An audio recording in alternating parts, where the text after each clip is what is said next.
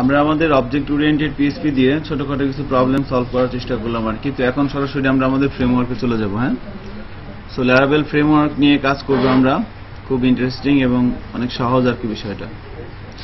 এতদিন আমরা যে প্রসেসে কাজ করছি এগুলো অনেক কঠিন আর কি। ফ্রেমওয়ার্কে ঢোকার পরে দেখবেন কাজগুলো অনেক সহজ হয়ে যাচ্ছে। হ্যাঁ, তো প্রথমত হচ্ছে আসলে ফ্রেমওয়ার্কটা কেন, আমরা যে ফ্রেমওয়ার্কটা প্র্যাকটিস করবো এখন ল্যারাবেল ফ্রেমওয়ার্কটা আসলে কেন, ফ্রেমওয়ার্ক কি সেটা যদি বলি এভাবে যে ফ্রেমওয়ার্ক হচ্ছে একটা স্ট্রাকচার। আমরা যখন র প্রসেসে অবজেক্ট ওরিয়েন্টেড পিএইচপি দিয়ে বলেন আর যেভাবেই বলেন, আমরা যখন র প্রসেসে কাজ করি তখন ছোটখাটো কাজ করা যায়, কিন্তু বড় কোনো প্রজেক্ট সেটা ম্যানেজ করাটা ইম্পসিবল হয়ে পড়ে। পিএইচপি যখন প্রথম নিয়ে আসে, মানে পিএইচপি যখন প্রথম আসে 1995 দিকে, তখন কিন্তু পিএইচপি স্ট্রাকচার আর ছিল না। এবং রাসমাস লেডরফ যে ভদ্রলোক এই প্রোগ্রামিং ল্যাঙ্গুয়েজটা নিয়ে আসেন, উনি কিন্তু অ্যাকচুয়ালি এত বড় উদ্দেশ্যে এটা তৈরি করেন। উনি করছিল যে জাস্ট পার্সোনাল হোম পেজ। যখন পিএইচপি প্রথম এআই হয় তখন কিন্তু এর ফুল মিনিং ছিল পার্সোনাল হোম পেজ। হ্যাঁ, পার্সোনাল হোম পেজ। পরবর্তীতে আস্তে আস্তে যখন 1998 সালের দিকে পিএইচপি আর একটা ভার্সন আসলো 3, এবং 2000 এর দিকে যখন পিএইচপি 4 আসে, তখন অবজেক্ট ওরিয়েন্টেড প্রোগ্রামিং এর যে কনসেপ্ট সেটা অনেক ভালোভাবে পিএইচপি 4 এ ঢুকে যায়। এবং 2004 সালে, হ্যাঁ, আসসালামু আলাইকুম স্যার। স্যার আমি তো বলতে পারবো না স্যার। আপনারা কোন অ্যাপ্লিকেশন করছেন? কার কাছে? আমি তো বলতে পারবো না স্যার। আমাদের ব্রেক দিয়েছিলাম কিছুক্ষণ আগে আর কি, মাত্র ব্রেকের পর এখন স্যার ল্যারাবেল শুরু করছি আর কি।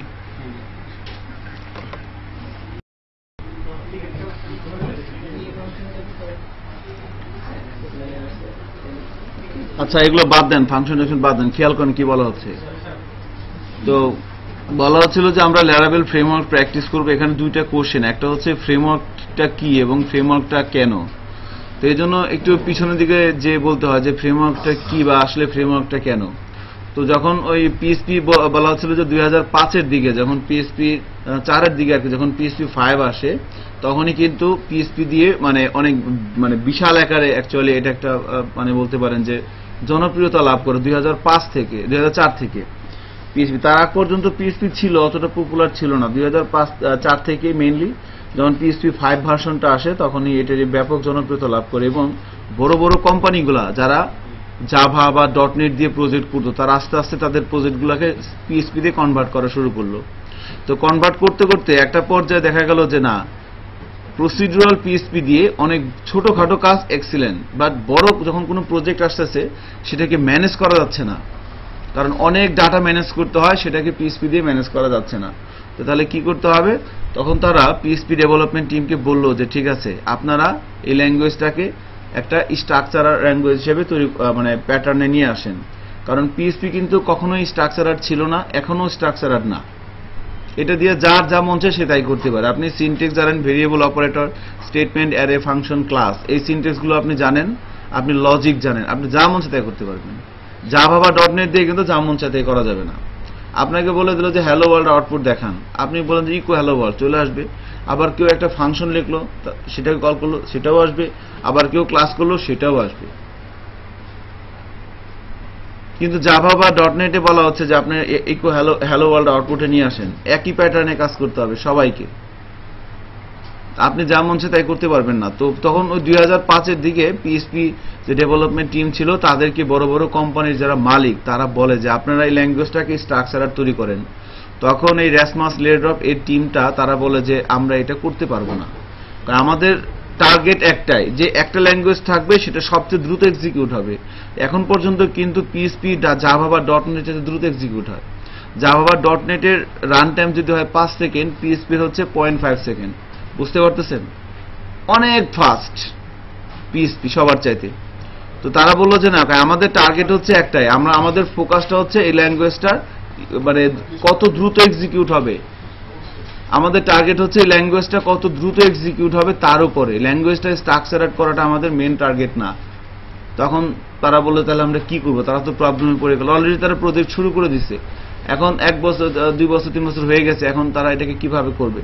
তো তখন তারা চিন্তা করলো যে না, তাহলে কি করতে হবে, তখন তারা ভালো ভালো পিএইচপি প্রোগ্রামারকে হায়ার করলো, হায়ার করে তাদের প্রতি ইনভেস্ট করলো, ইনভেস্ট করে বললো যে তোমাদের আমরা পয়সা দিচ্ছি, তোমরা একটা কাজ করো, তোমরা এই ল্যাঙ্গুয়েজটাকে স্ট্রাকচার হিসাবে তৈরি করো। তখন তারা 2005-এর দিকে কিন্তু ফ্রেমওয়ার্ক আসা শুরু করে পিএইচপিতে, তার আগে কিন্তু ফ্রেমওয়ার্ক ছিল না। তখনই জেন্ড আসলো, কেক পিএইচপি, কোডিগনেট, এগুলো ওই বড় বড় কোম্পানিগুলো তারাই লোকজনরে দিয়ে এই ল্যাঙ্গুয়েজটাকে স্ট্রাকচারার তৈরি করে। আর স্ট্রাকচারার যখন তৈরি হয় তখনই কিন্তু সেটা ফ্রেমওয়ার্ক প্যাটার্নের রূপ নেয়। ফ্রেমওয়ার্ক মানে কি, ফ্রেমওয়ার্ক মানে একটা স্ট্রাকচার, একটা স্ট্রাকচার মনে করেন একটা আপনাকে একটা মানুষ বানাইতে হবে, একটা কঙ্কাল আছে, আপনি কি করবেন, সেখানে মাংস টাংস দিয়ে চামড়া টামড়া দিয়ে কিন্তু একটা মানুষ তৈরি করা যাবে, বাট কঙ্কালটা তৈরি করাই কিন্তু মেন ফ্যাক্ট। কঙ্কালটা যে তৈরি করছে তার কিন্তু একটা থিঙ্কিং পাওয়ারটা অন্যরকম, যে কেমন হবে, হাত থাকবে না পা থাকবে, চোখ থাকবে মাথা থাকবে, তাই না। যে মানুষের যে একটা শেপ, এই শেপটা কি কেউ না কেউ চিন্তা করছে না, তাই না।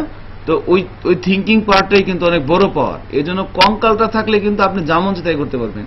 সো তারাই স্ট্রাকচার তৈরি করছে। আপনি যখন ফ্রেমওয়ার্কের মধ্যে থাকবেন, আপনি যখন কোনো স্ট্রাকচারের মধ্যে থাকবেন, তখন আপনি যাই করেন না কেন উল্টাপাল্টা কিছু করতে পারবেন না, স্ট্রাকচারের মধ্যে থেকেই কাজ করতে হবে।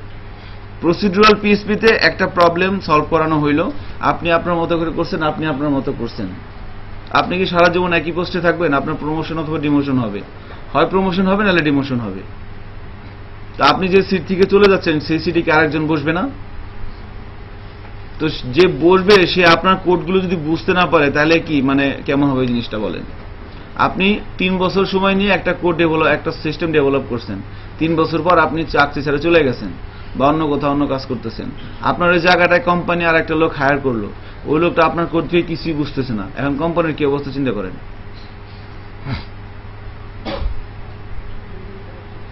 তো এখন বিষয়টা সেরকম, এখন এই প্রবলেম থেকে বের হয়ে আসার জন্য তখন তারা বললো যে না, এটাকে স্ট্রাকচার তৈরি করতে হবে। তো স্ট্রাকচার তৈরি করার তখন কনসেপ্টে ওখান থেকে কিন্তু ফ্রেমওয়ার্কের কনসেপ্টটা আসে। তো ফ্রেমওয়ার্কের কনসেপ্ট আসে যে না, একটা স্ট্রাকচার দাঁড় করাই দেওয়া আছে, এই যেই কাজ করতে চাক এই স্ট্রাকচার নিয়ে কাজ করতে পারে।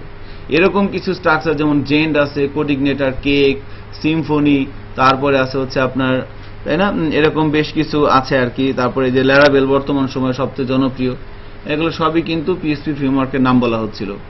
তো এর মধ্যে এখনকার সময়ের জন্য সবচেয়ে পপুলার ফ্রেমওয়ার্ক হচ্ছে ল্যারাবেল। যে ছেলে বা মেয়ে এখন ল্যারাবেল জানে তার জব পাওয়াটা অনেক সহজ হয়ে যায় আর কি, হ্যাঁ, অনেক সহজ হয়ে যায়। বাট তো এইটা হচ্ছে ব্যাপার আর কি। এখন ফ্রেমওয়ার্ক মানে কি, আমরা ধরতে পারলাম যে এটা একটা স্ট্রাকচার। আর ফ্রেমওয়ার্কটা কেন, কারণ হচ্ছে যে না, যখন আপনি ফ্রেমওয়ার্কের একটা লোক একটা কাজ করতেছে, সে ফ্রেমওয়ার্কের মধ্যে কাজ করে, ফ্রেমওয়ার্কের মাধ্যমে কাজটা করলো, 3 বছর পর সে চলে গেল, আর একজন লোককে এখানে বসাই দেওয়া হলো, তার ওই কোডটা বুঝতে সময় লাগবে, যদি বড় প্রজেক্ট হয় 7 দিন, ছোট প্রজেক্ট হলে 3 ঘন্টা। সে কি করে গেছে 3 ঘন্টা স্টাডি করলে বুঝে যাবে। তাহলে কোনটা ভালো বলেন, তাই না। সিট চেঞ্জ হবে, জায়গা পরিবর্তন হবে, লোক পরিবর্তন হবে, কিন্তু কাজের ধারা একই থাকবে। এই জন্যই ফ্রেমওয়ার্কে আসে, স্ট্রাকচারের মধ্যে চলে আসে আর কি। তো প্রত্যেকটা ফ্রেমওয়ার্কের মানে ফ্রেমওয়ার্কের মধ্যে তাহলে কি করে অ্যাকচুয়ালি, ফ্রেমওয়ার্ক কিন্তু প্রোগ্রামিং এর কোনো প্যাটার্ন তৈরি করে না। কোডিগনেটর বলেন, ল্যারাবেল বলেন, কেক পিএইচপি বলেন, দুইটা ধারা আছে, একটা হচ্ছে আমি কিভাবে চিন্তা করি, আর একটা হচ্ছে আমি কিভাবে লিখি। দুইটা ধারা, তাই না। আপনারা কি বললাম যে শুরু ফার্স্ট নেম ইনপুট দিবে, লাস্ট নেম ইনপুট দিবে, ফুল নেম আসবে। এটার জন্য কিন্তু আপনারা দুইটা কাজ করছেন, চিন্তা করে দেখেন। একটা কাজ হচ্ছে আপনারা আগে চিন্তা করছেন কাজটা কিভাবে করব, আর 2 নম্বর কাজ হচ্ছে কি আপনি কোড লিখছেন। সেই যে আপনি চিন্তা করতেছেন না কিভাবে করবেন, এটাকে বলা হচ্ছে প্রোগ্রামিং। প্রোগ্রামিং এর একটা ধারা আছে, মডেল আছে। সেই মডেলটা কি, আমরা যেটা ফলো করছি সেটা হচ্ছে OOP, অবজেক্ট ওরিয়েন্টেড প্রোগ্রামিং। এই হচ্ছে প্রোগ্রামিং এর মডেল। এবার আপনি কোড লিখতে যাচ্ছেন, কোড লেখারও একটা মডেল আছে, সেটাকে বলা হচ্ছে কি MVC pattern, model view controller. প্রত্যেকটা ফ্রেমওয়ার্ক MVC প্যাটার্ন, মানে কোড যে আমি লিখবো ফ্রেমওয়ার্কের মধ্যে কোন প্যাটার্নে লিখবো, অনেকগুলো প্যাটার্ন আছে, তার মধ্যে সবচেয়ে বেশি গ্রহণযোগ্য হচ্ছে MVC, মডেল ভিউ কন্ট্রোলার। তো প্রত্যেকটা ফ্রেমওয়ার্কই কিন্তু এভাবে কাজ করে, দেখেন MVC প্যাটার্নে কাজ করে। আমরা যে ল্যারাবেলে ঢুকবো এখন, সেখানেও কিন্তু এই প্যাটার্নে কাজ হচ্ছে, মডেল ভিউ এবং কন্ট্রোলার। তাহলে দেখেন দুটো কথা কিন্তু বললাম আপনাদের সাথে, একটা হচ্ছে যে আমরা যে করি কোন একটা প্রবলেমের সলভ করি, সেখানে কিন্তু দুটো বিষয় কাজ করে। একটা হচ্ছে আপনি কিভাবে চিন্তা করতেছেন, আর একটা হচ্ছে আপনি কিভাবে কোড লিখতেছেন, তাই না? চিন্তা করে করে করেন যে এটা করব, এরপরে কি করেন? কোড লেখেন। তাহলে চিন্তা কিভাবে করবেন সেটা কি বলেন? হ্যাঁ, সেটা কি, মানে ওইটা আমরা কোন মডেলটা ফলো করি চিন্তা করার জন্য? WP, object oriented programming. আমরা এই মডেলটা ফলো করি চিন্তা করার জন্য। আর একটা মডেল আছে আমরা কোড লিখবো। এবার কোড লিখতে এসে কোন মডেলটা ফলো করবো? এমভিসি। আপনারা দেখেন যে বিভিন্ন জায়গায় বলে এমভিসি প্যাটার্নে কোডিং লেখার এক্সপিরিয়েন্স থাকতে হবে, তাই না? এভাবে বলে না জব সার্কুলারগুলোতে? তো এমভিসি প্যাটার্ন, এমভিসির অ্যাকচুয়ালি কি দেখেন।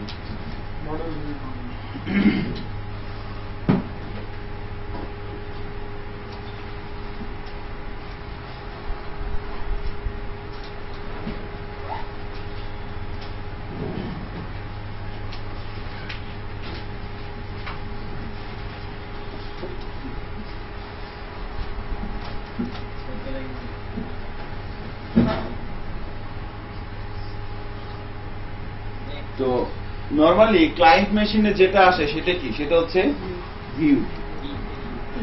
সেটা হচ্ছে ভিউ। ক্লায়েন্ট মেশিনে যেটা আসে সেটা হচ্ছে ভিউ। দেখেন এমভিসি প্যাটার্ন নিয়ে কথা বলা হচ্ছে। তো ক্লায়েন্ট মেশিনে যেটা আসে সেটা হচ্ছে ভিউ। সো ভিউয়ে কি থাকে? ভিউয়ে ফর্ম থাকে, ভিউয়ে ডাটা থাকে, ভিউয়ের একটা স্ট্রাকচার থাকে, তাই না? ভিউয়ের একটা স্ট্রাকচার থাকে, এরপর ভিউয়ের কি থাকে? ফর্ম থাকে, কন্টেন্ট থাকে স্ট্রাকচারের মধ্যে। এখন যে স্ট্রাকচারের কথা বলা হচ্ছে, ভিউয়ের মধ্যে আমরা স্ট্রাকচার তৈরি করলাম। এখন ভিউয়ের মধ্যে স্ট্রাকচার থাকবে, কন্টেন্ট থাকবে। স্ট্রাকচার এবং কন্টেন্ট কখন কোনটা আসবে, ভিউয়ের মধ্যে কখন কোন কন্টেন্ট আসবে, সেটা কিভাবে ডিপেন্ড করে কোন একটা অ্যাপ্লিকেশনের ক্ষেত্রে। আপনারা যখন tallatraining.com এ ঢুকেন, একটা ভিউ আসে না সামনে, ওটাকে বলা হচ্ছে ভিউ। আপনারা যখন facebook.com এ ঢুকেন, যে ভিউটা দেখতে পান ওটা হচ্ছে ভিউ। ভিউটা আমরা দেখতেছি। এখন বাই ডিফল্ট কোন ভিউটা লোড হবে সেটা কে ডিসিশন নেয়? সেটা ডিসিশন না, সেটা ডিসিশন নেয় হচ্ছে যে সাইটের ওনারশিপ, তাই না? tallatraining ডেভেলপমেন্ট করে যারা করছে তারাই কিন্তু ডিসিশন নিছে কি প্রথমে কোন ভিউটা আসবে, তারপরে কোন ভিউটা লোড হবে, সেটা কিসের উপর ডিপেন্ড করে? ক্লায়েন্টের রিকোয়েস্টের উপরে, ভিজিটের রিকোয়েস্টের উপরে, তাই না? আমি যখন ফেসবুকে ঢুকি একটা হোম পেজ কিন্তু আসে, ওটা কিন্তু আমার ইচ্ছে মতো আসে না। ওটা একটা সিস্টেম কন্ট্রোল করে সেটাকে, যে প্রথম বাই ডিফল্ট এটা আসবে। বাট তারপরে আমি চাইলে আমি আমার প্রোফাইল, অন্য কারো প্রোফাইল বিভিন্ন জায়গায় ভিজিট করতে পারি না। তো প্রথম যে ভিউটা দেখেন সেটা হচ্ছে বাই ডিফল্ট সিস্টেম থেকে কনফিগার করা থাকে। এর পরবর্তী ভিউ কখন কোনটা আসবে সেটা ডিপেন্ড করে কিসের উপরে? ক্লায়েন্টের রিকোয়েস্টের উপরে। ক্লায়েন্ট ক্লিক করে একটা আসে, ক্লিক করে আর একটা আসে রিকোয়েস্টের উপরে। সো ক্লায়েন্ট ক্লিক করতেছে, ক্লায়েন্টের ক্লিক করলে কোন ভিউটা লোড হবে সেটা তো সিস্টেমকে চিন্তা করতে হবে। সিস্টেম সেটা চিন্তা করে হলো কন্ট্রোলার। ক্লায়েন্টের রিকোয়েস্টের এগেইনস্টে কোন ভিউটা লোড হবে, এই যে ডিসিশনটা, এই ডিসিশনটা মেক করে হচ্ছে কন্ট্রোলার।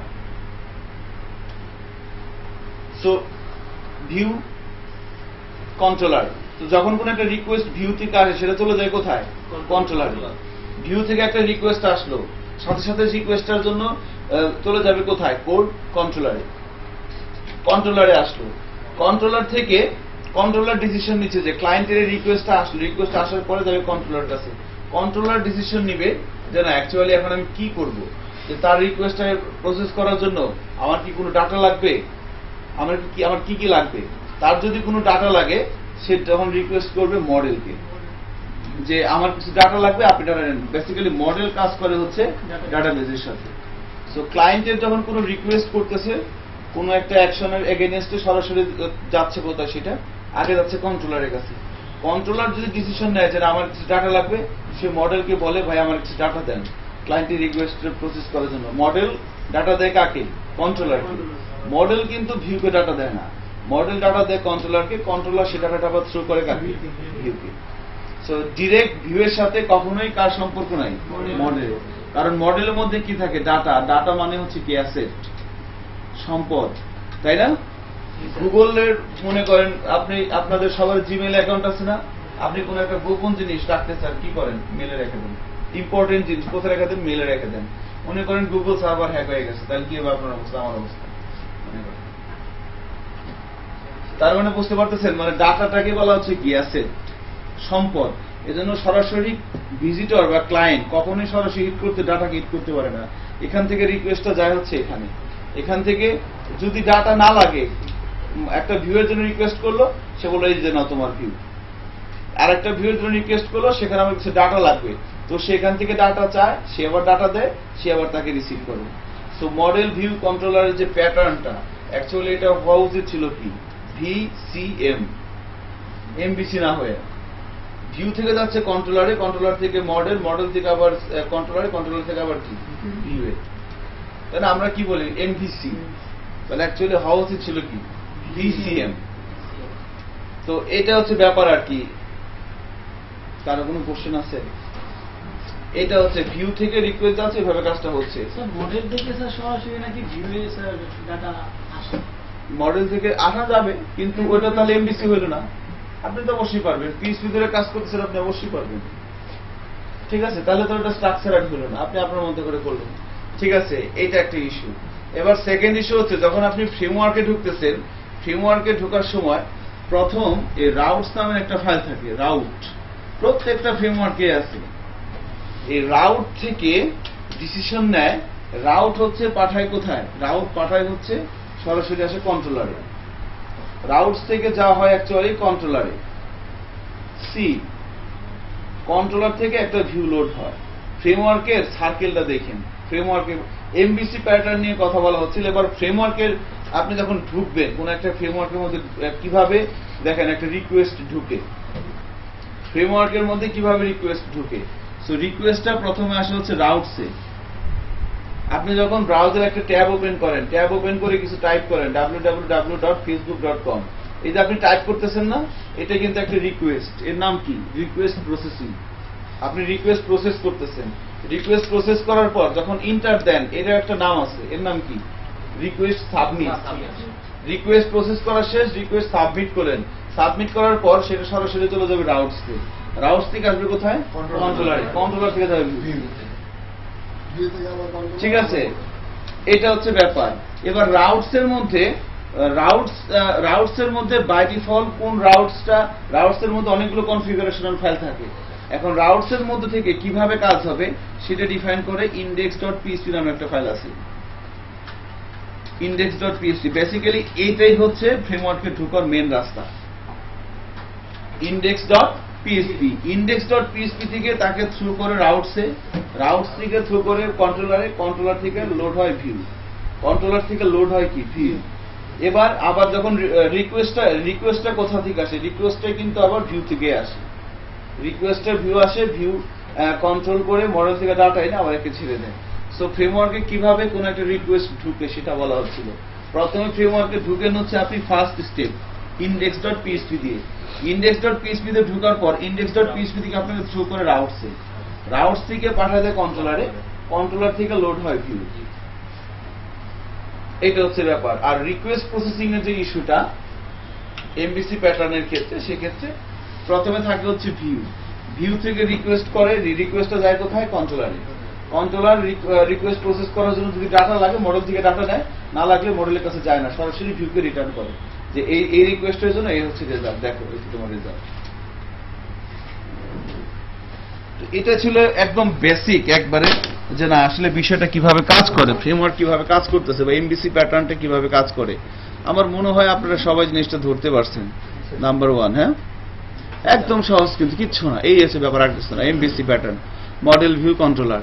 এখন মনে করেন আমাদের নেক্সট কাজ হচ্ছে যে আমরা ল্যারাবেল ফ্রেমওয়ার্কটা কিভাবে ডাউনলোড করতে পারি। ঠিক আছে, ফ্রেমওয়ার্ক কি, ফ্রেমওয়ার্ক কেন, ফ্রেমওয়ার্কের ইন্টারনাল বিষয় নিয়ে কথা হচ্ছিল, যে দুই ধরনের কাজ হয়, একটা হচ্ছে থিঙ্কিং আর একটা হচ্ছে রাইটিং।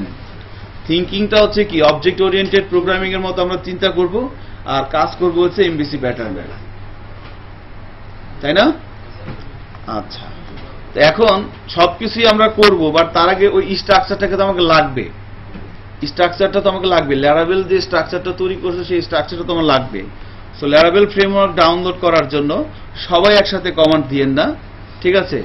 আপনারা মনে করেন এই পাশে যারা আছেন আপনারা আগে দেন, এই পাশেগুলো একটু পরে দিতে পারেন। সবাই একসাথে কমান্ড দিলে একটু লেট হতে পারে আর কি। সো একটু খেয়াল করেন।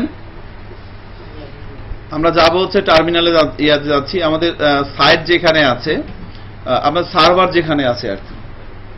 তো আমার মেশিনে আমি যে সার্ভারে এখন কাজ করতেছি সেটা হচ্ছে সি ড্রাইভের মধ্যে, জ্যাম্পের মধ্যে, htdocs এর মধ্যে, এই সার্ভারে আমি কাজ করতেছি। কেমন? তো এই সার্ভারের মধ্যে htdocs এ আমি আসলাম। মানে কিভাবে আমরা ল্যারাভেলের একটা প্রজেক্ট ডাউনলোড করব, প্রথমে আমরা htdocs এর মধ্যে আসলাম, যে সার্ভারে আপনি কাজ করবেন, ওকে, যে সার্ভারে আমি কাজ করতে সেখানে আসলাম। htdocs এর মধ্যে এসে কিবোর্ড থেকে শিফট চেপে ধরে মাউসের রাইট বাটন ক্লিক করেন। রাইট বাটন ক্লিক করার পর দেখেন open command Windows from here, পাইছেন? ওপেন কমান্ড উইন্ডো হিয়ার, এখানে ক্লিক করেন। ক্লিক করার পর দেখেন এখানে একটা টার্মিনাল ওপেন হচ্ছে। এবার এখানে আমরা কিছু কমান্ড লিখবো যার মাধ্যমে এই ফ্রেমওয়ার্কটা ডাউনলোড, স্ট্রাকচারটা ডাউনলোড হয়ে আমাদের এই কম্পিউটারে চলে আসবে। সো এখন আমরা যে ফ্রেমওয়ার্কটা প্র্যাকটিস করব সেটা হচ্ছে ল্যারাভেল। সো ল্যারাভেলের প্রত্যেকটা ফ্রেমওয়ার্কের জন্যই কিন্তু কি আছে, তাদের অফিসিয়াল ওয়েবসাইট আছে।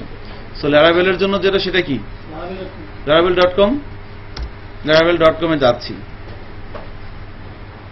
এটা হচ্ছে ল্যারাভেল ফ্রেমওয়ার্কের অফিসিয়াল ওয়েবসাইট।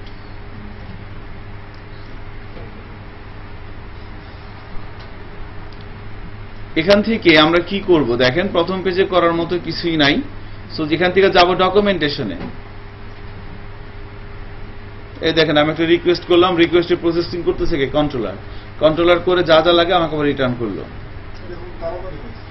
হ্যাঁ, এখানে আসছে, এক্সিলেন্ট। এখন দেখেন ল্যারাভেল ফ্রেমওয়ার্কের যদি হিস্টোরিটা একটু বলি, এই ফ্রেমওয়ার্কটা কিন্তু প্রথম কততে আসে, এই ফ্রেমওয়ার্কটা আপনার 2011-র দিকে আসে।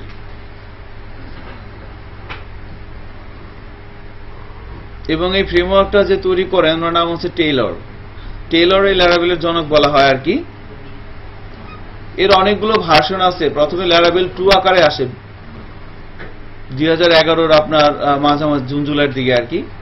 ওই বছরই আরেকটা ভার্সন আসে সেপ্টেম্বরে 2011-র, ল্যারাভেল 2। তারপরে 3 আসে, এরপরে 4 আসে। ল্যারাভেল 5টা আসে হচ্ছে 2015-এ।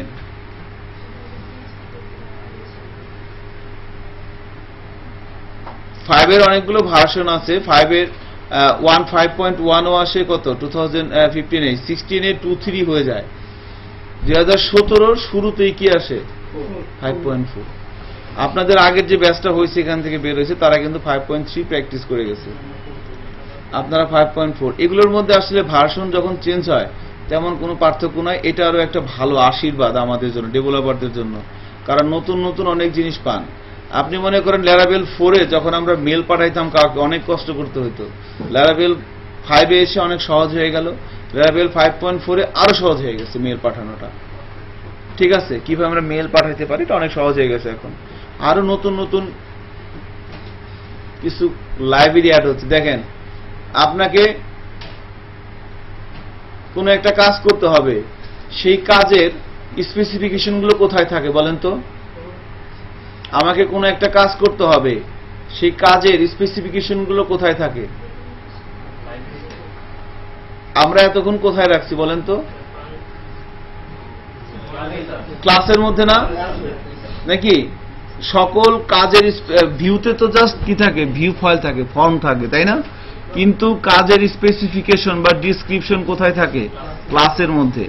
এজন্য আপনার কাছে যদি কোনো ক্লাস থাকে তাহলে আপনি সেই ক্লাসটাকে নিয়ে আপনি ভিউ ফাইল তৈরি করে আপনাকে কি লজিক চিন্তা করতে হবে যে না আপনি শুধু এই কাজটা করবেন, ক্লাস আছে, তাহলে আপনাকে কোনো এক্সট্রা কোনো কাজ করতে হবে না। আপনি শুধু ক্লাসকে কানেক্ট করবেন, ক্লাসের একটা অবজেক্ট তৈরি করবেন, অবজেক্ট ধরে ক্লাসের ফাংশনগুলোকে কল করবেন, তাহলে কাজটা হয়ে যাবে না? সো এই জন্য ল্যারাভেলের যত ভার্সন চেঞ্জ হচ্ছে, নতুন নতুন লাইব্রেরি অ্যাড হচ্ছে, তো এটা কি ডেভেলপারদের জন্য ভালো না খারাপ? 100% ভালো, তাই না? আপনি নতুন নতুন অনেক জিনিস ফাও পেয়ে যাচ্ছেন, এটা বলতে পারেন, ফ্রি পেয়ে যাচ্ছেন। সো এটা একটা ইস্যু। আর একটা ইস্যু হচ্ছে যে এই 5.4 এর মধ্যে দেখেন, এখানে যখন আমরা আসলাম ডকুমেন্টেশনে ক্লিক করার পর এটা আসলো, আপনি এই যে ডান দিকে দেখেন, এখানে ক্লিক করে দেখেন অনেকগুলো 4.2 থেকে তারা ডকুমেন্টেশন দিয়ে শুরু করছে। 4.2, 5.0, 1, 2, 3, 4 এবং এবছরই জুনের দিকে আপনাদের কোর্স শেষ হওয়ার আগেই ল্যারাভেল 5.5 চলে আসবে ইনশাল্লাহ। না, আপনাদের কোর্স তো সামনের মাসেই মেবি শেষ হয়ে যাবে, জুনের দিকে আসবে আর কি। প্রজেক্ট করানো হবে এখানে কয়টা সেটা মনে হয় একটা করানো হবে আর কি। দুটো করানো হয়েছে, তাহলে আপনারা দুটো করবেন, সমস্যা নেই, ঠিক আছে। আচ্ছা, এবার দেখেন ডকুমেন্টেশনের কথা বলা হচ্ছিল। তো প্রথমেই আপনি এখান থেকে, আপনাকে যদি কেউ বলে যে আমি ল্যারাভেল শিখবো, আপনাকে যদি কেউ বলে যে আমি ল্যারাভেল শিখবো, আমি কি করতে পারি, আপনি বলবেন যে এই laravel.com এই সাইটে যান, এই ডকুমেন্টেশনটা পড়েন, তাহলে এবার কিছু লাগবে না। আপনাদের সামনে আমরা যে কথাগুলো বলি এর ম্যাক্সিমাম কথা এই সাইট থেকে নেওয়া। 100% কথা যেটা বলি, টোটাল যে 100% হয়, এর হচ্ছে মনে করেন 70% কথা এখান থেকে নেওয়া, বাকি 30% হচ্ছে আদার্স আমাদের চিন্তা ভাবনা, ইউটিউব ট্রেনিং, ইউটিউবের ভিডিও দেখা, বিভিন্ন ফোরামে ঢোকা, স্ট্যাক ওভারফ্লো, এগুলো হচ্ছে 30%। এগুলোকে 20% বলা যাবে, আর 10% হচ্ছে আমাদের থিঙ্কিং, আমাদের এক্সপিরিয়েন্স। তো 70% ডাটাই আপনি কোথা থেকে যাচ্ছে, এখান থেকে, ডকুমেন্টেশন থেকে, এটা পড়তে হয়, ঠিক আছে। আমার হাতে যে একটা স্মার্টফোন দেখতে পাচ্ছেন, এখানে দেখবেন আমি ল্যারাভেল 5.4 অ্যাপস নাম এনেছি, দেখেন ল্যারাভেল 5.4, ঠিক আছে। যখন মনে করেন কোনো কাজ থাকে না বা রাতে যখন ঘুমায় কি করব, ফেসবুক না করে আমার এগুলো করতে ভালো লাগে আর কি, এটা বদ অভ্যাস হয়ে গেছে, কেমনে যে ঠিক করে বুঝতেছি না। হ্যাঁ, ঠিক আছে। সো প্লে স্টোরে সার্চ দিলেই পাবেন ল্যারাভেল 5.4। আপনারা ফেসবুকে না ঢুকে আপনারা যেটা করতে পারেন সেটা হচ্ছে, দেখেন আপনারা যে বিভিন্ন মার্কেট প্লেসের জন্য কিন্তু অ্যাপস পাওয়া যায়, যেমন আপওয়ার্ক, ফাইবার ট্যাবার, সবার অ্যাপস আছে। আর মোবাইলে আপওয়ার্ক নামায় নেবেন, ঠিক আছে, সেখান থেকে আপনি কাজ করতে পারবেন। আপওয়ার্কের কিন্তু অ্যাপস পাওয়া যায়, ঠিক আছে। অবজেক্ট ওরিয়েন্টেড পিএইচপি তো অভাব নাই, কোটি কোটি আছে, বুঝতে পারছেন মনে আমার কথাটা। সো ওই সারাদিন অন্যের স্ট্যাটাস না দেখে নিজের স্ট্যাটাস তৈরি করেন, লাভ নাই, লাভ নাই। হ্যাঁ, এই জন্যই আমি ফ্রাস্ট্রেটেড, বুঝতে পারছেন। চলে যাবেন কেন, তারপরও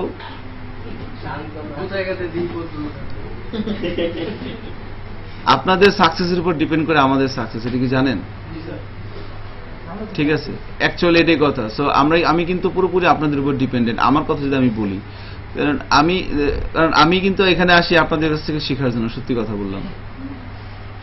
বলেন যে ফাজলামি পাইছেন, ফাজলামি না, সত্যি কথা।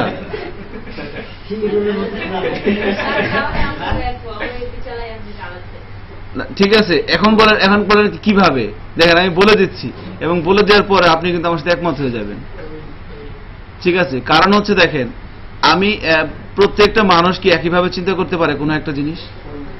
হ্যাঁ, না। তো এজন্য আপনারা যদি আমাকে কোশ্চেন করেন, তার মানে কি আপনি কোনো একটা চিন্তা ভাবনা থেকে আমাকে কোশ্চেনটা করছেন, তো আমি সাথে সাথেই কিন্তু আপনি কোন অ্যাঙ্গেল থেকে কোশ্চেনটা করছেন সেটাই কিন্তু আমি শিখে ফেলতেছি।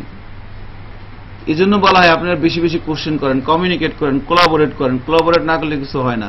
আমি যে বিআইটিএম এ ক্লাস নেই, ওখানে মনে করেন ওই 2 ঘন্টা খালি এরকম করতে করতেই যায়, কথাবার্তা বলতে, আদান প্রদান, কমিউনিকেশন, ঠিক আছে। কোলাবোরেট করতে হবে, ঠিক আছে। কোলাবোরেট করলে আমিও শিখতে পারবো, আপনারাও শিখতে পারবেন। এটা হচ্ছে ইস্যু আর কি। আমি এখানে আসি আপনাদেরকে ইনফরমেশন দেওয়ার জন্য, আর আপনাদের কাছ থেকে শেখার জন্য, ঠিক আছে। এই মনে করেন বলে দিলাম গোপন কথা, ঠিক আছে। এখন মনে করেন হ্যাঁ, এবং কি শিখি সেটাও কিন্তু বলে দিছি। এখন ঘটনা হচ্ছে যে ফ্রেমওয়ার্কটা আমরা ইনস্টল করব। সো ইনস্টল করব কিভাবে, দেখেন এখানে সব গাইডলাইন দেওয়া আছে। কেমন, নিচের দিকে আসেন, এখানে দেখেন এই ফ্রেমওয়ার্কটা আপনি কোনো না কোনো একটা সার্ভারের মধ্যে ইনস্টল দিবেন না। এই যে আমি একটা সার্ভারের মধ্যে আসছি ইনস্টল দেওয়ার জন্য। আপনি যে সার্ভারের মধ্যে ফ্রেমওয়ার্কটা ইনস্টল দিবেন, এখানে দেখেন কি বলা আছে, সার্ভার রিকোয়ারমেন্টস। ওই সার্ভারে কিছু রিকোয়ারমেন্ট লাগবে, কি কি দেখেন এখানে বলা আছে। পিএইচপি ভার্সন 5.6.4 এর সমান হতে হবে, অথবা তার চেয়ে কি বেশি। 5.6.4 এর সমান অথবা তার চেয়ে বেশি, এর নিচে হলে কাজ করবে না। Number 2, open SSL PSP extension. এটাকে এসএসএল মানে কি? Security socket layer. আপনার সার্ভারের এক্সটেনশন, আপনার সার্ভারে যে সার্ভারে আপনি কাজ করবেন তার পিএসপি ভার্সন যদি 5.6.4 এর উপরে হয়, তাহলে এখানে যেগুলো দেখতেছেন এই সবগুলো হচ্ছে ফাংশন। এই ফাংশনগুলো এনাবল থাকে। আর যদি এর নিচে হয় তাহলে এনাবল থাকে না, এনাবল করে নিতে হয়। এই জন্যই তারা বলছে যে আপনারা এর চেয়ে উপরে নেন। ওপেন এসএসএল, তারপরে পিডিও, এটা একটা ফাংশন লাইব্রেরি, পিএসপি তে নতুন অ্যাড করা হয়েছে। 5.6.4 এর উপর থেকে এটা পাওয়া যায়। এরপরে এমবি স্ট্রিং পিএসপি এক্সটেনশন, এটাও একটা ফাংশন। এমবি স্ট্রিং টোকেনাইজার, এটাও একটা ফাংশন। এক্সএমএল পিএসপি, এটাও একটা ফাংশন বলতে পারেন। সো এই ফাংশনগুলো আপনার পিএসপি ভার্সন যদি এর সমান বা উপরে হয় তো আপনি এগুলোকে অটোমেটিক্যালি পেয়ে যাবেন। এই জন্য এগুলো নিয়ে টেনশন করার দরকার নাই। আচ্ছা, এরপরে আপনি ল্যারাবেল, তাহলে আমাদের যে সার্ভারটা, আমাদের সার্ভারের মধ্যে পিএসপি ভার্সন কত এটা আমরা কিভাবে জানবো? আপনি যে সার্ভারে কাজ করতেছেন সেই সার্ভারের পিএসপি ভার্সন কত সেটা আমি কিভাবে জানবো? তো মনে করেন এই সার্ভারে আসলাম, আমাদের এখানে টার্মিনাল ওপেন করা আছে না সার্ভার থেকে, এখানে এসে লেখেন পিএসপি -v মানে -v স্পেস দিতে হবে। এবার এন্টার দেন।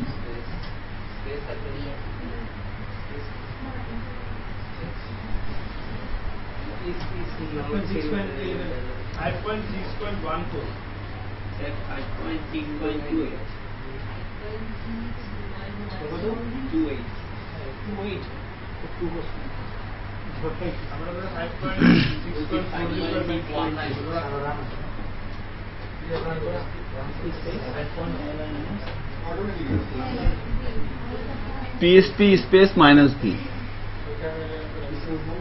আমার এখানে আছে 7.08।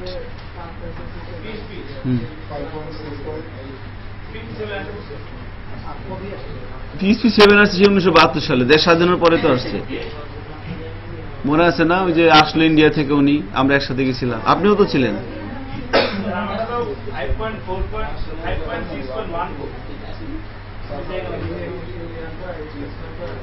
আপনারা সবাই পিএসপি 7 ইনস্টল দিবেন বাসায়, বুঝতে পারছেন? পিএসপি 5.6 এগুলো বাদ দেন, পিএসপি 7 ইনস্টল দিবেন। কিভাবে? মামুর কাছে যাবেন,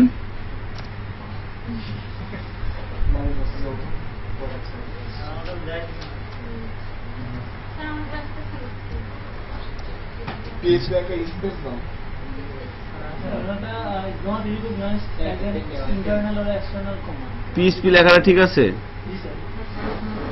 সার্ভারের মধ্যে ঢুকেন তো, htdocs এর মধ্যে ঢুকে কমান্ড রান করেন।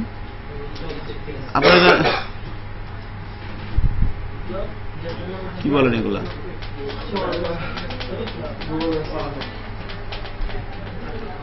গুগলে এসে জ্যাম ডাউনলোড লিখে সার্চ দেন, পাইছেন?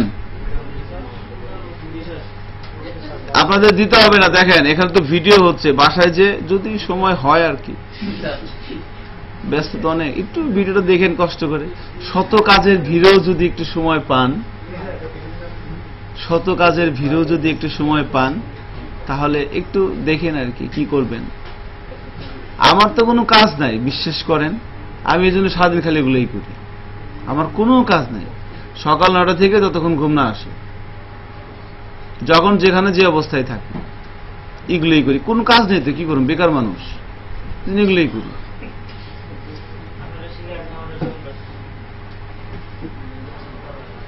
আপনারা যদি আমার মতো বেকার হতে পারেন, কোনো কাম কাজ না থাকলে, তখন এগুলো করেন আর কি। ঠিক আছে, আর কি করবেন? টার্মিনালটা আসে না? আচ্ছা, আপনি htdocs এর মধ্যে আসছেন, শিফট চেপে ধরেন, মাউসের রাইট বাটন ক্লিক করেন। হ্যাঁ,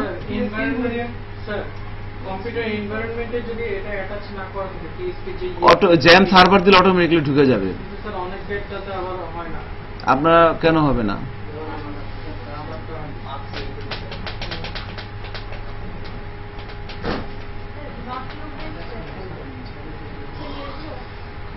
নিয়ে আসেন তো দেখি। জ্যাম সেটআপ দেওয়া আছে না? সার্ভারের মধ্যে না আসলেও হবে, যে কোনো জায়গা থেকে দিলেও হবে, আপনার উইন্ডোজের সাথে এটা মিশে যায়, পিএসপির কিছু আর কি। স্যার ওটা কি করব?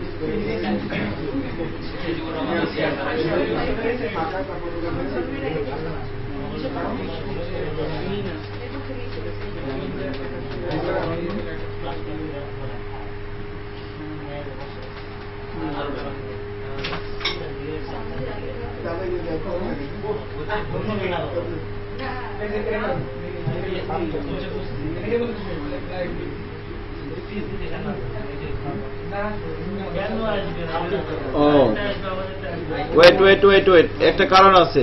যাদের এই প্রবলেমটা হচ্ছে তাদের ছোট্ট একটা কাজ করতে হবে। বেসিক্যালি একটা ডিপেন্ডেন্সি ম্যানেজার ইনস্টল দেওয়া লাগবে। Get it. So don't worry, হ্যাঁ আসবে, আপনাদের কিছুক্ষণ পরে আসবে, একটু বসেন, আসবে একটু পরে আসবে। একটা ডিপেন্ডেন্সি ম্যানেজার অ্যাড করতে হবে, তারপরে আসবে। একটু খেয়াল করেন,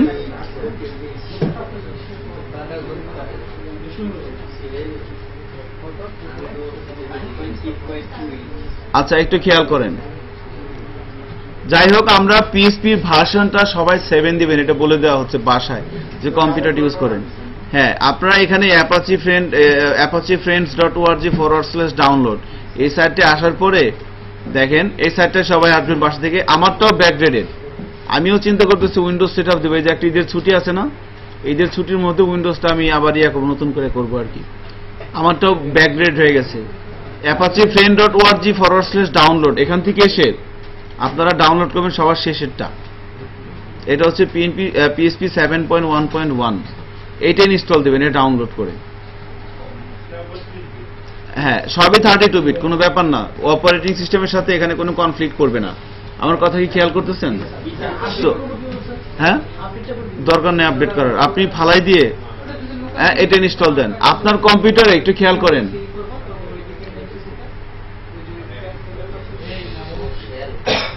তো আপনার কম্পিউটারে যদি অন্য জায়গায় জ্যাম সেটআপ দেওয়া থাকে তাও সমস্যা নাই, তাও প্রবলেম নাই। হ্যাঁ, আপনি অন্য কোনো ড্রাইভেও সেটআপ দিতে পারেন, বা একই ড্রাইভের মধ্যে ফোল্ডার তৈরি করেও সেটআপ দিতে পারেন। এটা সেটআপ আমরা দিতে পারি আর কি। তো এখানে সবার কি অ্যাক্সেস আছে? সেটআপ দিব নাকি এখন? মাথা গরম হয়ে যাচ্ছে কিন্তু, কি বলেন? হ্যাঁ, খালাস দিয়ে দে, আল্লাহ ভরসা। তো ডাউনলোড আমি করে আর কেউ করেন না, কেউ ডাউনলোড দেন না, একজন ডাউনলোড করি। 120 মেগাবাইট তো, তারপর পেন ড্রাইভে করে নিয়ে নিন সবাই। সবাই আজকে ইনস্টল দেবো, যা থাকে কপালে। ফিয়ামানিল্লাহ। আপনি ডাউনলোড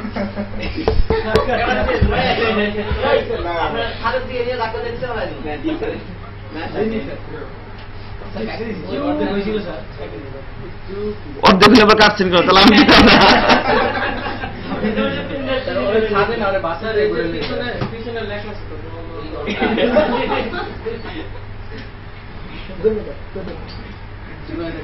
জ্যামটা ডাউনলোড দিচ্ছি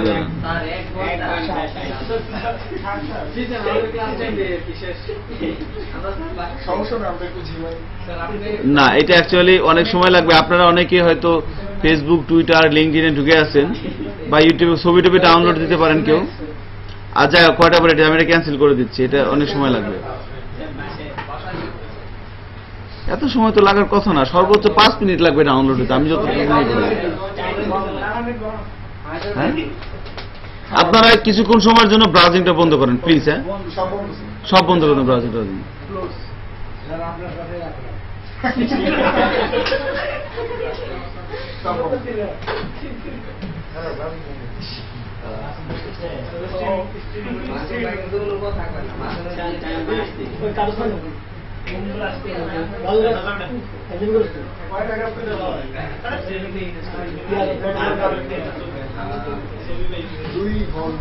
এটা হবে না।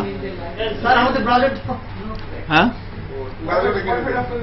না না দেখেন এটা হবে না, বাসা থেকে ডাউনলোড করুন। আবার আধা ঘন্টা লাগবে আর কি, দরকার নেই, এটা বাদ দিয়ে দিচ্ছি। সো এটা ডাউনলোড করে নেবেন। হ্যাঁ এটা ডাউনলোড করে 5.6 উপরে সবার তার নিচে থেকে হবে, খেয়াল করেন। এখন ঘটনা হচ্ছে এখান থেকে লেটেস্টটা ডাউনলোড করে নেবেন and that's all. So setup দিবেন।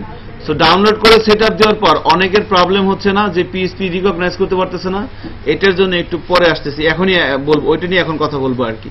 তো ধরে নিলাম আমাদের সার্ভারটা লেটেস্ট সবার। এবার নিচের দিকে আসেন, এবার ল্যারাভেল ইনস্টলেশন। ল্যারাভেল ইনস্টলেশন আমরা দুই ভাবে দিতে পারি, একটা হচ্ছে ল্যারাভেল ইনস্টলার দিয়ে আর একটা হচ্ছে কম্পোজার দিয়ে। তো কম্পোজার হচ্ছে ডিপেন্ডেন্সি ম্যানেজার, যেটা ইনস্টল যে মেশিনে নাই সেই মেশিনে পিএসপিটাকে সে চিনতেছে না। ওকে, সো কম্পোজার ইনস্টল দিতে হবে বেসিক্যালি এখন আমাদের, কেমন একটু খেয়াল করেন। সো ল্যারাভেল ইনস্টল আমরা দিতে পারি, দেখেন ভাইয়া এটা কি ল্যারাভেল ইনস্টলার, আর নিচের দিকে আসেন এটা কি ভাইয়া কম্পোজার। সো আমরা কম্পোজারের মাধ্যমে প্রজেক্টটা ইনস্টল করব, ঠিক আছে। তো কম্পোজারের মাধ্যমে প্রজেক্ট যদি ইনস্টল করতে চাই, আগে আমাদের কম্পিউটারে কম্পোজার সেটআপ দিতে হবে। তো কম্পোজার জিনিসটা কি? কম্পোজার হচ্ছে একটা ডিপেন্ডেন্সি ম্যানেজার। ডিপেন্ডেন্সি ম্যানেজার কি? এটা বেসিক্যালি কোনো একটা ল্যাঙ্গুয়েজের মানে কি বলবো, তার যে লাইব্রেরি বা আদার্স যে ইস্যুগুলো আছে সেগুলো আমি যার মাধ্যমে নিতে পারি, সেটাই হচ্ছে, মনে করেন জুনায়েদের ফ্রেন্ড হচ্ছে আপনার নাম কি কানন। কানন, এখন কানন মনে করেন জুনায়েদের কোনো একটা মোবাইল আছে, সেই মোবাইলটা হায়দারের লাগবে। এবার হায়দার সরাসরি জুনায়েদের কাছে আসছে না, হায়দার কাননকে বলতেছে যে কানন মোবাইলটা দেন। সো কানন হচ্ছে কি ডিপেন্ডেন্সি ম্যানেজার, কার? হায়দারের, সরি নাম কি জুনায়েদের। আর ও হচ্ছে ভিউ, ও হচ্ছে ক্লায়েন্ট। ও রিকোয়েস্ট করবে কাকে? সরাসরি ডিপেন্ডেন্সি ম্যানেজারকে, ঠিক আছে। সেই ডিপেন্ডেন্সি ম্যানেজার ওর কাছ থেকে নিয়ে আবার ওকে দিয়ে দিবে। সো আপনি হচ্ছেন ডিপেন্ডেন্সি ম্যানেজার। এখন দেখেন এটা হচ্ছে কম্পোজার। সো কম্পোজারকে ডাউনলোড করতে হবে আগে।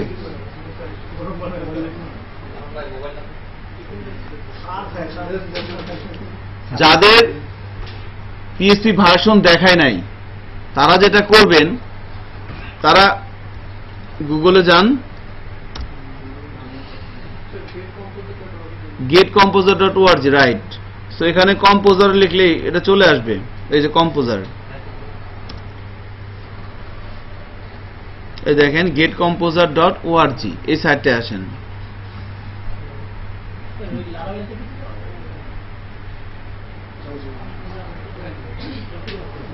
Dependency manager for K? PSP, dependency manager for PSP. So আমরা কম্পোজারটা এখান থেকে ডাউনলোড করে নিব, ছোট্ট একটা ফাইল, কয়েক কিলোবাইট, ঠিক আছে। যাদের আসে নাই তারা ডাউনলোড করেন, আমাদের যাদের আসছে তাদের করতে হবে না। কয়জনের আসে নাই এটা? আপনারা এই কয়জন এটা ডাউনলোড করেন।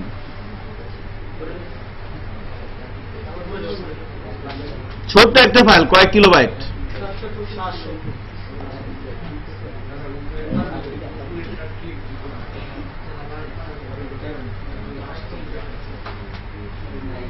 ডাউনলোড করছেন?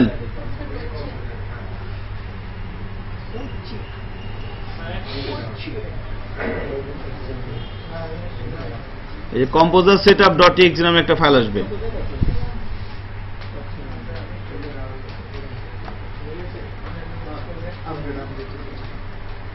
$773 কিলোবাইট, 733 কিলোবাইট। আপনাকে করতে হবে না, আমাদের তো দেখাইছি, যাদের দেখাইছি তাদের করতে হবে না, যাদের দেখায় নাই তারা করেন। Thank you.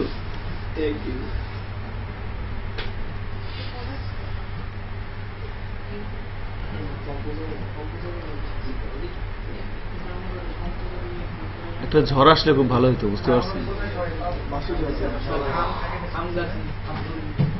বাসায় যাবেন 12টার সময়, আমি বাসায় গেছি।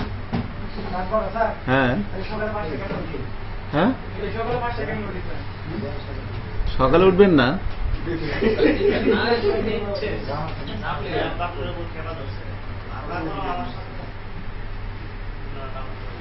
আচ্ছা, ওকে।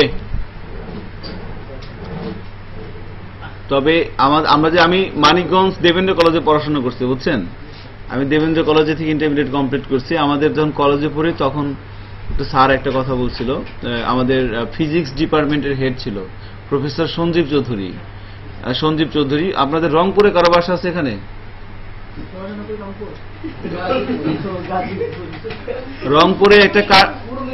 রংপুরে কার্মিকেল কলেজের নাম শুনছেন? ওই কলেজের প্রিন্সিপাল ছিল উনি, লাস্ট আর কি ওনার ডেজিগনেশন আর কি। তো উনি আমাদের দেবেন্দ্র কলেজের ফিজিক্স ডিপার্টমেন্টের হেড ছিল প্রফেসর সঞ্জীব চৌধুরী। উনি খুব আদর করতো আমাকে আর কি। তো উনি আমাকে বলছিল যে হাবিব স্যার, তো দেখতো আর কি যে আমাদের কলেজের পিছনে আবার সুন্দর একটা জায়গা ছিল, সেখানে আমরা ঢুকতাম 7টার পরে, বেরোতাম 10টা, 10:30, 11টায়। ওরে কিছু কন।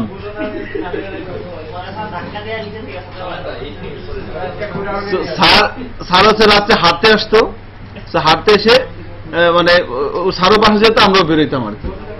হ্যাঁ, তো এখন স্যার মানে একদিন ক্লাসে ওনার কাছে প্রাইভেট পড়তাম ফিজিক্স, তো বলতেছে যে হাবিব স্যার, তোমাকে একটা কথা বলি শুনো। আমি বললাম স্যার বলেন।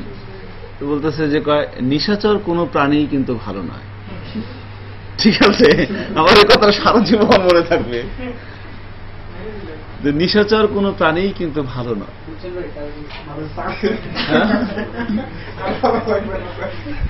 তো এটা বললো, পরে বললাম যে জি স্যার, অবশ্যই স্যার, অবশ্যই। আর কিছু না, সারা জীবন মনে থাকবে কথাটা আর কি। ডাউনলোড হয়েছে? ঠিক আছে। আমি আমার লাইফে যা যা করছি, আমার মনে হয় আপনি এখানে যারা বসেছেন তারা এগুলো করছেন। যাই হোক, এখন বলেন কম্পোজারটা ডাউনলোড হয়েছে কিনা? হয়েছে 2005-7 আমলে। এখন তো পুনর, আমাদের সময় ফেসবুক অ্যাভেলেবল ছিল না, আমাদের সময় কিন্তু এত অনেক কিছু ছিল না। So what ever it is, দেখেন আমি যেটা বলতে চাচ্ছি, হ্যাঁ, কম্পোজারটা সেট আপ হয়েছে, মানে ইনস্টল ডাউনলোড হয়েছে বিপ্লব, তাই না? আচ্ছা, এখন ডাবল ক্লিক করেন, ইনস্টল করে দেন না, কিন্তু ঝামেলা আছে একটু। হ্যাঁ হ্যাঁ, ডাবল ক্লিক করেন, এবার রান দেন। আসছে এরকম, দেখেন কম্পোজার সেট আপ এরকম আসছে কিনা।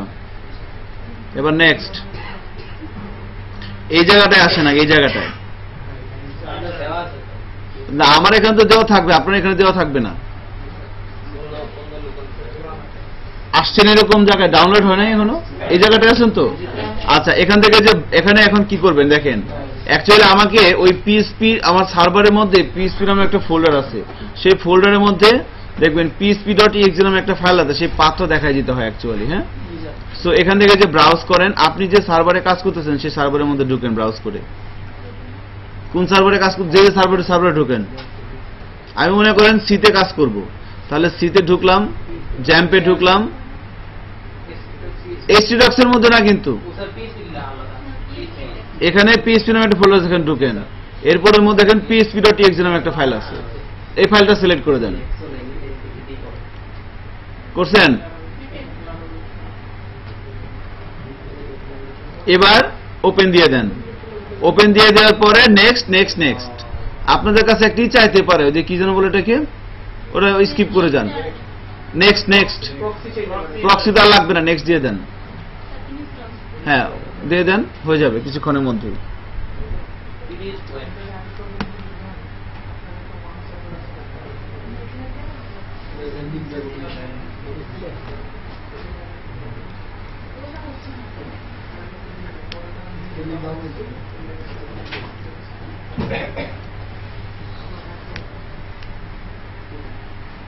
আচ্ছা, যাদের মেশিনে কম্পোজার সেটআপ হচ্ছে, সেটআপ হোক, তারা পরবর্তীতে ল্যারাভেল ইনস্টল করবেন। আর যাদের সেটআপ অলরেডি আছে তারা এখন যেটা করবেন, একটু খেয়াল করেন, আপনারা htdocs এর মধ্যে থেকে টার্মিনালটা ওপেন করছেন না? এখানে আমরা যদি এই কম্পোজারের থ্রুতে ল্যারাভেলে কোনো একটা প্রজেক্ট ডাউনলোড করতে চাই, দেখেন এখানে কি বলে দিচ্ছে তারা, একটা কমান্ড আছে এখানে, এই যে composer create project prefer dist Laravel blog, দেখতে পাচ্ছেন না? সো আমাদেরকে যে কমান্ডটা এখানে লিখতে হবে সেটা হচ্ছে, প্রথমে লিখবেন কম্পোজার স্পেস দিয়ে ক্রিয়েট প্রজেক্ট স্পেস দিয়ে ল্যারাভেল /ল্যারাভেল, এতটুকু আগে লেখেন সবাই। হ্যাঁ, সমস্যা নেই, আপনি লেখেন এটা। 5.6 এর নিচে তো আর কেউ নাই, সমস্যা নেই।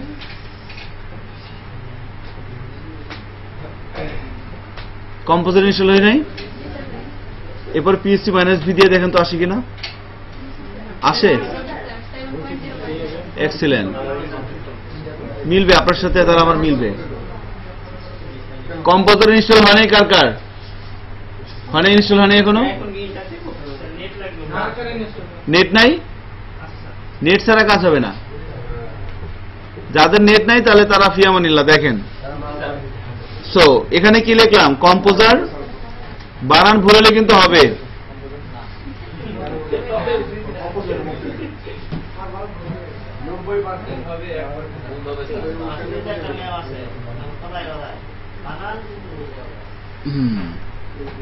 সো কম্পোজার ক্রিয়েট প্রজেক্ট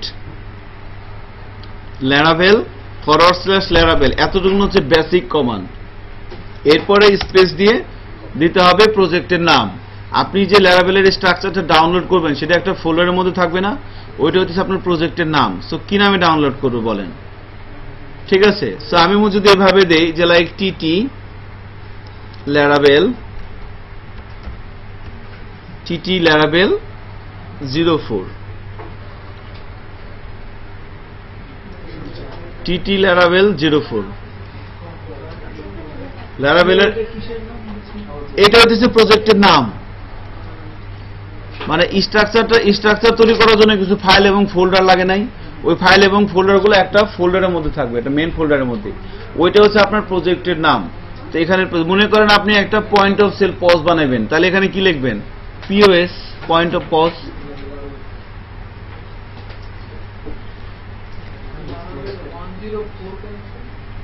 লিখছেন এখানে এইভাবে কম্পোজার ক্রিয়েট, এরপরে কি আছে? একটা হাইপেন।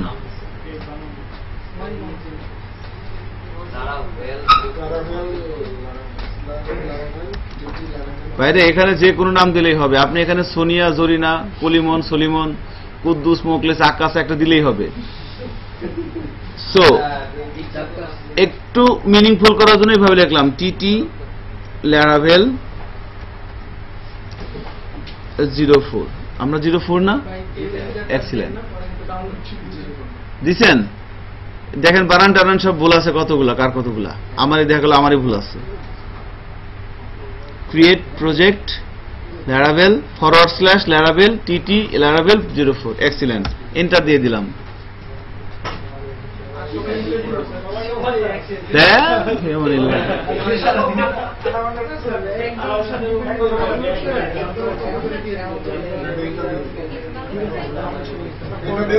এবার চুপচাপ থাকেন। হ্যাঁ,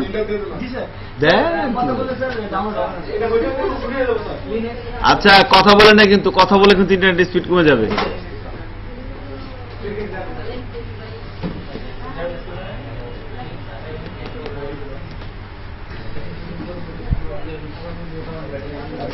কে সাইন করো না, এই ফাঁকে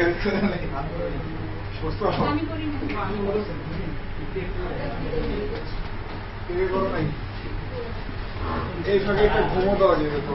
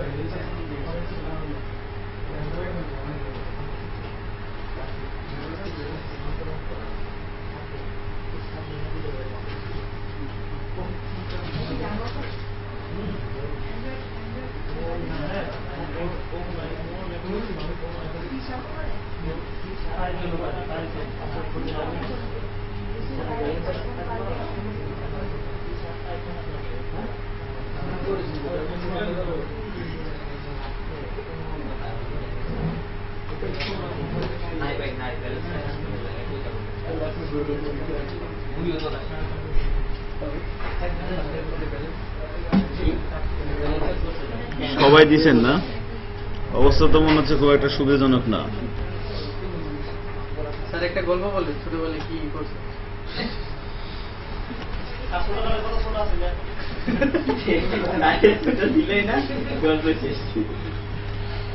আচ্ছা, একটা মজার কৌতুক বলেন কেউ, বলেন।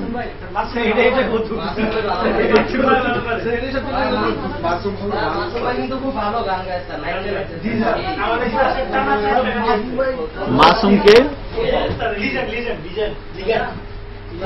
আমাদের হজম খান আজম খান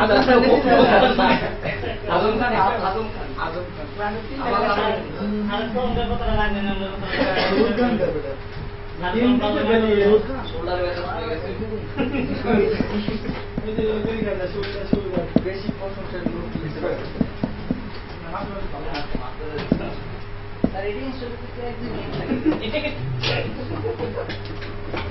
এক দু মিনিট না, সবাই একসাথে দিচ্ছে, চাপ পড়তেছে আর কি।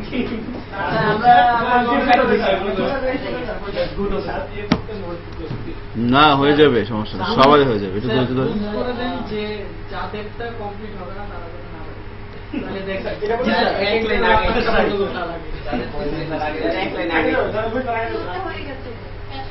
কার হয়ে গেছে? হয়ে গেছে, কমপ্লিট। আমাদের ডাউনলোডিং 100%। ডাউনলোড হচ্ছে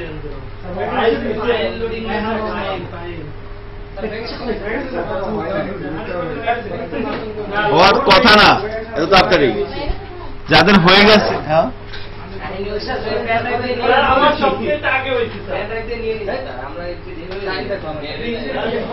আমারটা এই যে প্রমাণ দেয়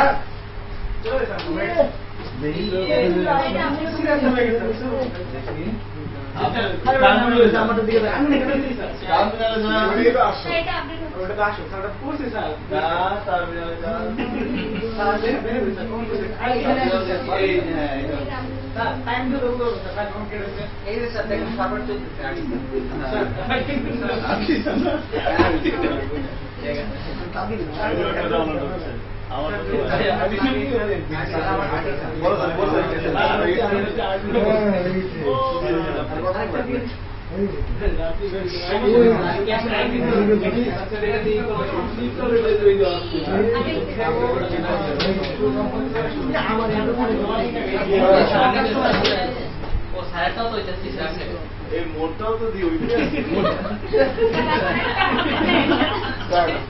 চলবে। হ্যাঁ, চলবে না, আপনি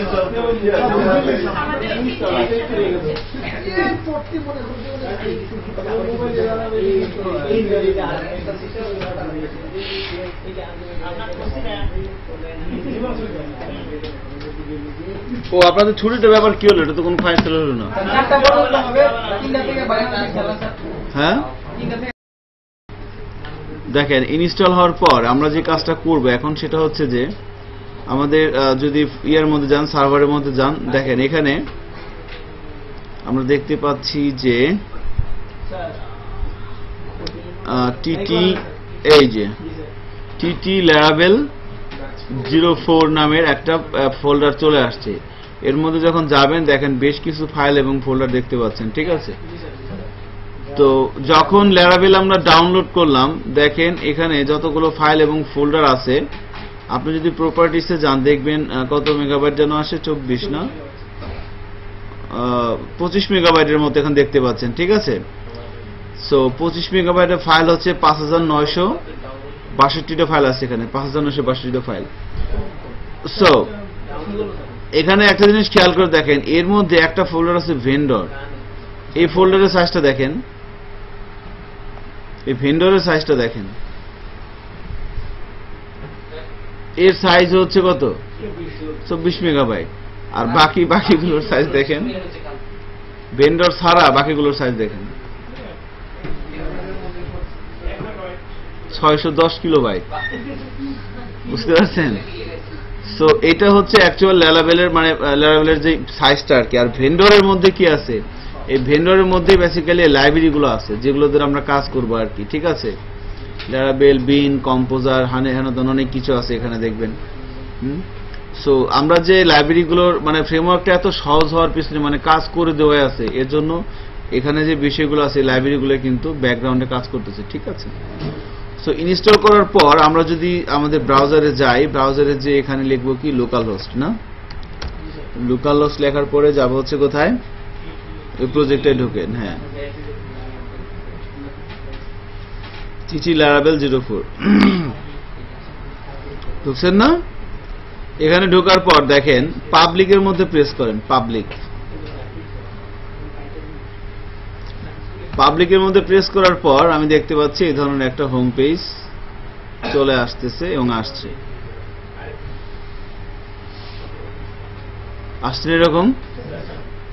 এরকম একটা হোম পেজ আসছে।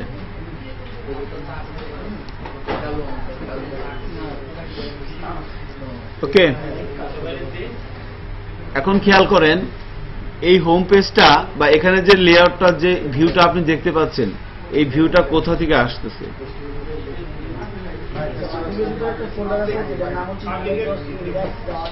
ভিউটা অ্যাকচুয়ালি এখানে নাই। দেখেন আপনারা বলতেছেন ইন্ডেক্স, দেখুন পাবলিকের মধ্যে যদি আমরা যাই, আচ্ছা যাই হোক আমাদের প্রজেক্টটা তো আসছে তাই না? এবার এটাকে আমরা নেটবিনস ওপেন করে নিই। চলেন এই প্রজেক্টটাকে আমরা নেটবিনস এডিটর ওপেন করে নিচ্ছি। এই ফাইলে যাচ্ছি, ফাইল থেকে নিউ প্রজেক্ট, নিউ প্রজেক্টের পরে কি হবে? এটা পিএসপি, হ্যাঁ ঠিক আছে, পিএসপি। এরপরে নেক্সট, এই যে সোর্স ফোল্ডারের জন্য ওই পাথটা দেখায় দেন যেখানে আপনি প্রজেক্টটা তৈরি করছেন। htdocs এর মধ্যে ফোল্ডারটার নাম কি ছিল? টিটি লারাবেল 04। ওপেন করে দিলাম। এটা হচ্ছে আমাদের পাথটা। এবার প্রজেক্টের একটা নাম দিতে হবে যেটা আপনার নেটবিনসের বাম পাশে শো করবে। সো প্রজেক্টের নামটাও আমরা ওইটাই দিয়ে দিলাম, টিটি লারাবেল 04। এবার ফিনিশ।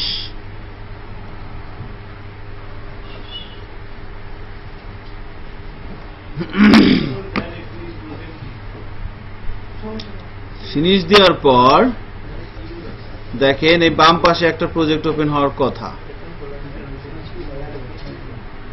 আমি দেখতে পাচ্ছি আমার এখানে কোথায়, এই যে টিটি লারাবেল 04 একদম নিচের দিকে চলে আসছে। খেয়াল করছেন? টিটি লারাবেল 04 দেখা যাচ্ছে কি?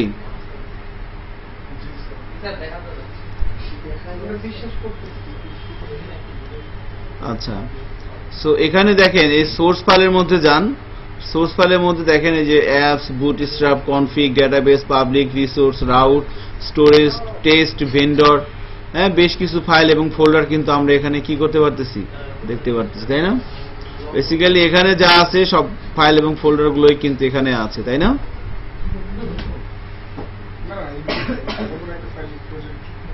ঠিক আছে, এখন ফ্রেমওয়ার্কে যখন ঢুকে, according to our discussion in এই হোয়াইট বোর্ড, এই ফ্রেমওয়ার্কে ঢোকার জন্য রাস্তা কোনটা? প্রথম index.php। এজন্য দেখেন আমরা যখন প্রজেক্টের মধ্যে ঢুকলাম, প্রজেক্টের মধ্যে ঢোকার পরে কিন্তু আমরা কোনো ভিউ পাই নাই। খেয়াল করছেন?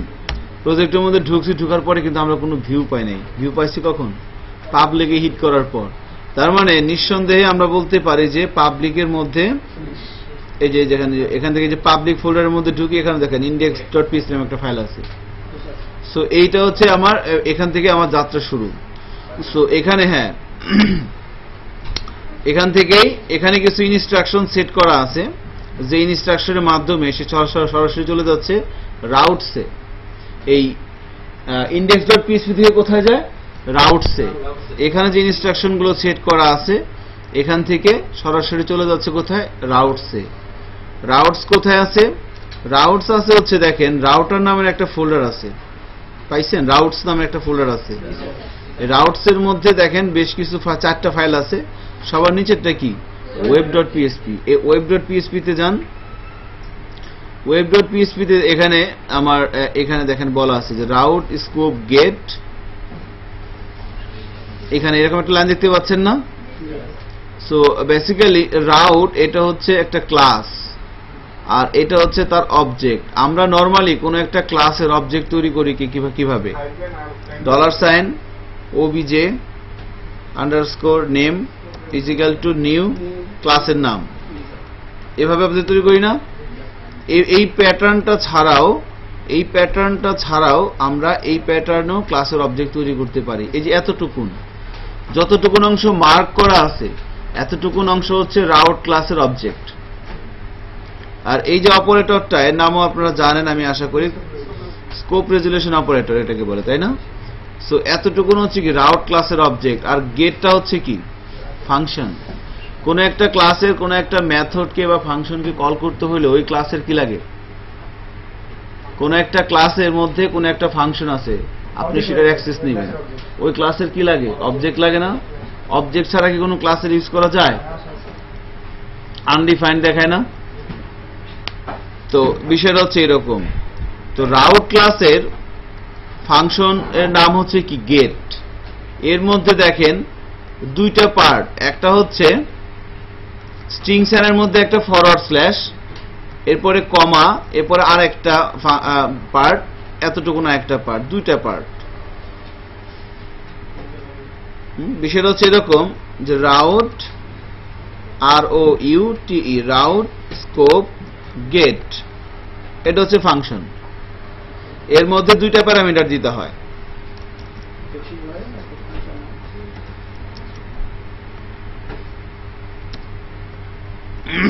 এরকম আর বিষয়টা, ঠিক আছে? দুইটা প্যারামিটার দিতে হয়। প্রথমটা হচ্ছে আমার ইউআরএল এ কি ভাসবে, ইউআরএল এ কি থাকবে, আর দ্বিতীয়টা হচ্ছে ইউআরএল এ যেটা ভাসবে ওইটার জন্য আমার কাজটা কি হবে। ফাংশন মানে কি? কাজ, তাই না? আমরা কিন্তু জানি যে ফাংশন, মোবাইলে অনেকগুলো ফাংশন আছে, তার মানে কি মোবাইলে অনেক কাজ করা যায়। সব ফাংশনই ডিজেবল, তার মানে কি কোনো কাজই করা যাচ্ছে না। সো ফাংশন মানে কি? কাজ। সো ইউআরএল এ কি ভাসবে, আমার ইউআরএল এ কি থাকবে, এবং ইউআরএল এ কি আছে তার এগেইনস্টে আমার কি কাজটা হবে সেটা বলে দিতে হবে কোথায়? এই ফাংশনের মধ্যে, ঠিক আছে? সো অ্যাকচুয়ালি যখন এখানে ফরওয়ার্ড স্ল্যাশটা থাকতেছে, এর মানে হচ্ছে ফরওয়ার্ড স্ল্যাশের মানে হচ্ছে যে আমার একদম আমি ইন্ডেক্স ফাইলটা যেখানে আছে আমি সেখানে আছি, অর্থাৎ আমার বেস পাথ প্রজেক্টের। ফরওয়ার্ড স্ল্যাশ মানে কি? প্রজেক্টের বেস পাথ। আমার index.php ফাইলটা যেখানে আছে আমি সেখানে আছি, আমার প্রজেক্টের বেস পাথ ফরওয়ার্ড স্ল্যাশটা, ঠিক আছে? তার মানে ফরওয়ার্ড স্ল্যাশ মানে কতটুকুন? এই পাবলিক পর্যন্ত, এতটুকুন হচ্ছে কি আমার বেস পাথ। এখন এক্সিলেন্ট। সো এরপরে হচ্ছে ফাংশন দিয়ে সে কি করছে, সে রিটার্ন করছে ভিউ থেকে ওয়েলকাম। ভিউ হচ্ছে আর একটা ফাংশন, ঠিক আছে? সো এর মধ্যে ওয়েলকাম এটা কি? এটা হচ্ছে একটা ভিউ ফাইলের নাম। সো বাই ডিফল্ট ল্যারাবেল ফ্রেমওয়ার্কের মধ্যে ভিউ ফাইলগুলো থাকে হচ্ছে রিসোর্সের মধ্যে। রিসোর্সের মধ্যে যান, রিসোর্সের মধ্যে ভিউয়ের মধ্যে যান, দেখেন এখানে ওয়েলকাম নামের একটা ফাইল দেখতে পাচ্ছেন কি? welcome.blade.php। এখানে ক্লিক করেন, দেখেন এখানে একটা HTML এর ফাইল দেখেন। এই ফাইলটার মধ্যে একদম এই ফাইলটাই অ্যাকচুয়ালি কি হচ্ছে, এই যে ব্রাউজারে দেখা যাচ্ছে, এই যে ল্যারাবেল দেখতে পাচ্ছেন। আপনি এখানে যদি বলেন যে হ্যালো ল্যারাবেল, সেভ করেন, সেভ করে ব্রাউজারে যান, রিলোড দেন, এক্সিলেন্ট, কিছু আসে না। কারণ কি? কারণ হচ্ছে আমি এখানে রাউটে দিছি কয়টা? দুইটা। সো এটা কেটে দিতে হবে। হ্যাঁ, এটা জাস্ট করার জন্য আর কি, ঠিক আছে? এবার চেক করি,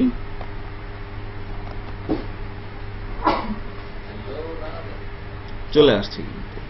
হ্যাঁ, সো ভিউটা কোথা থেকে লোড হচ্ছে সেটা আমরা দেখতে পাচ্ছি, ঠিক আছে? আর একটা ইন্টারেস্টিং জিনিস দেখেন, মনে করেন যে না আপনি যখন ইউআরএল এটাকে আমি কমেন্টস করে দিলাম, এবার আমি এভাবে বললাম যে একদম বেস পাথে যখন যাবে তখন আমি সরাসরি এখানে লিখে দেব এভাবে যে echo HELLO hello world, echo hello world লিখে দিলাম। এবার কি আসবে?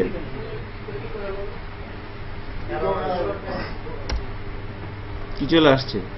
হ্যালো ওয়ার্ল্ড চলে আসছে। বা আপনি যদি ইকো না করেন, আপনি এখান থেকে ডিরেক্ট ফ্রেমওয়ার্কে আসেন, একটু মজা নেন, রিটার্ন করতে পারেন।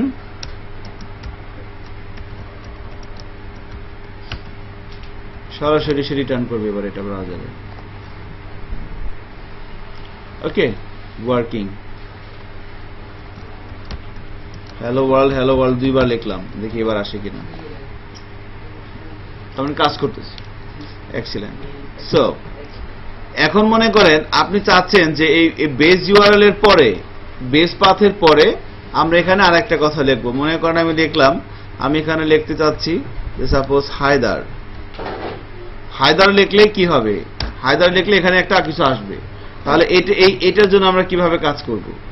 তাহলে এখন যেটা করব, route scope get forward slash Haider. তাহলে আচ্ছা যাই হোক, আল্লাহ ভরসা।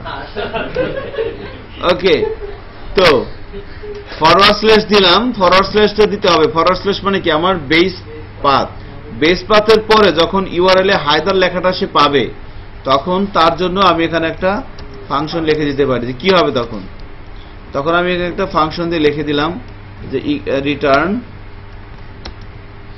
রিটার্ন করে দিলাম, বললাম যে হ্যালো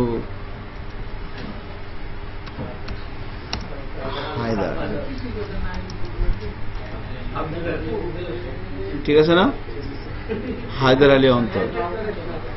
ওকে, এবার যদি ব্রাউজারে যাই, দেখেন আমি যদি হায়দার লিখে এন্টার দেই, কি আসে, হায়দার আলী অন্তর।